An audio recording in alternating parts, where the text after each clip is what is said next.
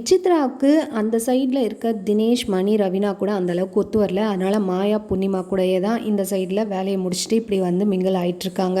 இது வந்து ரவீனாவுக்கு கொஞ்சம் ஹர்ட்டிங்காகவும் இருக்குது. ஏன்னா முன்னெல்லாம் ரொம்ப நல்லா பேசிகிட்டு இருந்தவங்க எதனாலும் நிக்சனுக்கு சப்போர்ட் பண்ணி கேம்லலாம் இது பண்ணுறாங்க, நம்மளை வந்து கீழே தள்ளுறாங்க அப்படின்ற ஒரு வருத்தமும் இருக்குது. காலையில் கூட ஒரு கான்ட்ரவர்சி நடந்தது. என்னென்னா அந்த பாத்திரத்தை விளக்கி தர சொல்லி ரவீனா சொல்லியிருப்பாங்க விசித்ராவை. அதுக்கு ஒரு பாத்திரத்துக்கு கழுவ என்னை இப்படி கூப்பிட்றே அப்படின்ற மாதிரி கான்ட்ரவர்சி. இது தினேஷ்னால் நடந்ததுன்னு விசித்ரா திட்டிகிட்டு இருப்பாங்க.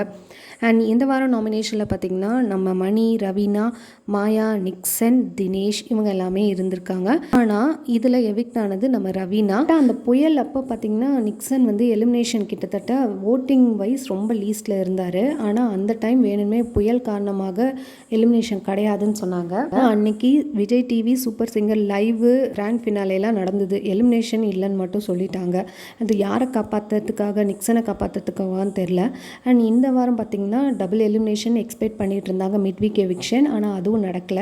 இந்த வாரம் ரவீனா வெளில போகிறாங்க. இல்லை நிக்சன் பூர்ணிமா புதுசாக ஒரு கண்டென்ட் கொடுக்க ஆரம்பிச்சிருக்காங்க. ஒருவேளை அந்த கண்டென்ட்டுக்காக நிக்சனை வச்சுருக்காங்களோ என்னவோ தெரியல. நீங்கள் ரவீனாவோட எலிமினேஷன் ஃபேர் தானா அப்படின்னு மறக்காம கீழே கமெண்ட் பண்ணுங்கள். இந்த மாதிரி அப்டேட்ஸ் என்ன சேனல் மறக்காம சப்ஸ்கிரைப் பண்ணிக்கோங்க.